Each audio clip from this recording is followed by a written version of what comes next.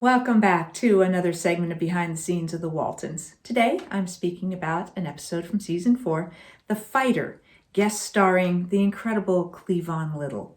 If you're enjoying these, please do hit like and subscribe. This episode covers the journey of James, played by Cleavon Little, who is a fighter, who has aspirations to be a minister, a preacher, and go back to his people in the tenements of Richmond, Virginia, and help lift them up out of that poverty and out of the struggles and challenges that they are facing. And he wants that opportunity to help uplift his people. So along his journey, he ends up on Waltons Mountain and he gets a job working for the Waltons. Meanwhile, he's taking the opportunity to use it as a place to train where there's clear, fresh air, and perhaps where he can find someone to help. He needs a manager, he needs a corner man, he needs someone to help him with this fight that he is going to be taking on. And his hope is that he will win this fight, and with that prize money, it'll give him this chance to start in his new life. It creates some conflict along the way for the Waltons, but ultimately it's a very inspiring journey that James takes, and I think only fitting that it was directed by Ivan Dixon. Baseball plays a bit of a minor subplot within this story. Early on, you see Aaron and Jim Bob and Jody Foster playing catch. And I kept thinking, where's Mary Ellen? I guess Mary Ellen didn't need the practice. But there is a point later on where James is helping teach. He gives Aaron some advice on how to catch. He gives Elizabeth some advice on how to hit, and we have a little makeshift baseball game there in the front yard of the house once again. James is a hard worker. He prefers, in exchange for the work, rather than being paid, he asks for room and board. And he says the barn will be just adequate for him, and he'd like to take his meals by himself. They find him one day skipping rope. And John Boy starts putting 2 and 2 together because he sees the shoes he's wearing, which are really boxer shoes, and some things that he says, and that he's clearly in training. So John Boy realizes that he's actually there in training. Grandma and Olivia are very upset about this, Olivia in particular, because she feels that they have been misled by his intentions.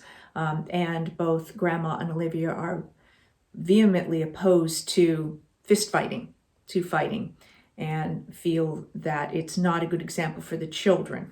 And Olivia finally has a little bit of a meltdown one night when the children are all she feels a little out of control, and she feels this is the influence of James.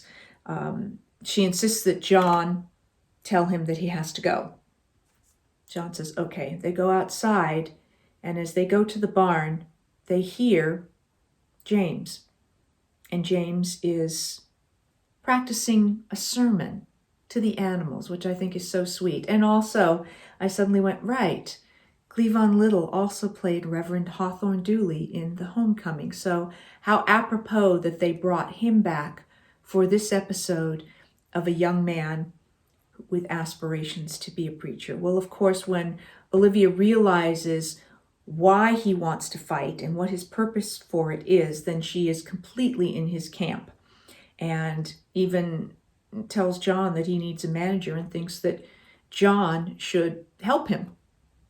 So Olivia really gets on his side, and Olivia is quite upset when Verdie comes to meet him because Jody's been around and Jody's talking about James all the time. And then Verdie walks in finding Jody getting a few tips about fighting from James. And so she just lays into James and doesn't want Jody around him. And Olivia even tries to speak up for him, but Verdie more or less accuses Olivia of not understanding their journey, their struggle, the Black people's struggle, and that how can she presume to know what that's about and what's needed. So, of course, she's right, And it made me wonder if that was why they asked Ivan Dixon to direct this. And particularly, I thought it was appropriate because he had so much experience in his personal life with the civil rights movement and was a real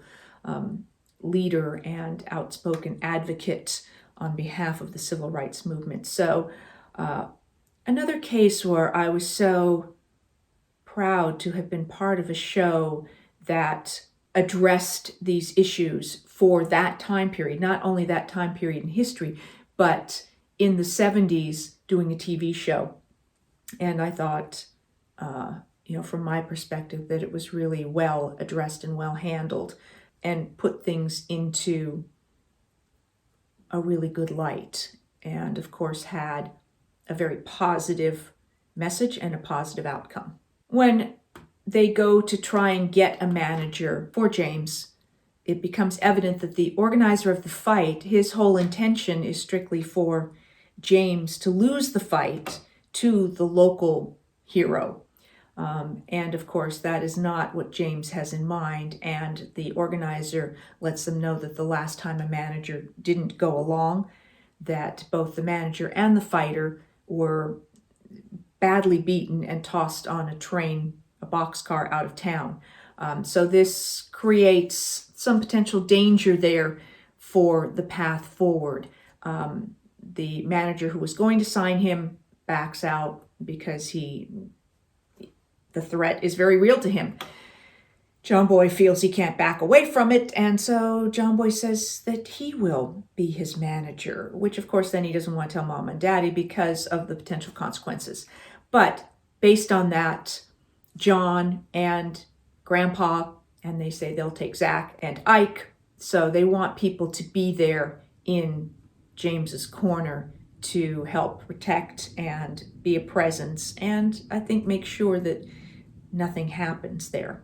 When it comes to the fight, it always impresses me when things like this are staged, how realistic it was, how they managed on a quick time schedule and not a lot of budget, and to create something like this and make it look believable, build tension, all of that. And of course we intercut between the actual fight, where they have brought in a ringer to try and make sure that James doesn't win, and then back home where the children all kind of gather around, gradually inch forward around the radio, and Olivia comes and finds Elizabeth and is upset that Elizabeth is there listening to the fight, and Pat sort of says, well, I was saving a seat for you, Mom, and Olivia ends up sitting on the stairs next to Elizabeth, and then Grandma comes out at one point and spouts about how inappropriate all this is and how she's not going to listen, and then you see her standing in the door listening anyway. So they have all been drawn into this story and the stakes there for James and wanting him to win. And James does everything he can, but I love that he doesn't win, that it isn't sort of an obvious happy ending, that he doesn't triumph in that sense, and he thinks he's lost. He thinks his dream is gone, and they take him home, and he's in and out of consciousness. And Verdie comes over. She and Jody listen to the fight, and she wants to help care for him. And as she is beginning to care for him, there a number of members of the Black community arrive, and they've taken up a collection to start and build a church. And they give that money to John and say, as much lumber as this will buy, and we will help. And so you see all of the community pulling together, all of the Black community pulling together with the Waltons and cutting wood and starting to try to put together the frame and the foundation of a church. And then you see the Waltons take James out to that very first service at their unfinished church. And you see the sign with his name, presiding. And once again, we get to see Cleavon Little there at the pulpit and begin to tell a story. And ultimately, he doesn't preach from the Bible. He has read these children's versions of Bible stories that John Boy wrote. And so he starts there. And he addresses the children as well. And Elizabeth at one point says she doesn't like going to church. She doesn't like sitting in the front because the preacher talks over her head. That he doesn't look at the children. In this case, you see that James actually speaks to the children. He doesn't just look over their heads, and he wants the message to reach and be understandable by everyone. And I thought that was really quite lovely. And I adore Cleavon Little. He was a lovely, lovely man. It was heartbreaking when he was gone so early.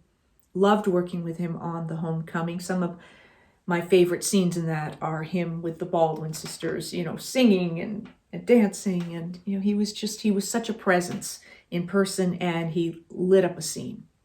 He just had such light to him, such inner light. So it was such a joy to get to work with him on those 2 occasions. That's what I have for you for this segment of Behind the Scenes of the Waltons, about the episode The Fighter. I will be back with more behind the scenes of the Waltons and more Ask Judy. Thanks for watching.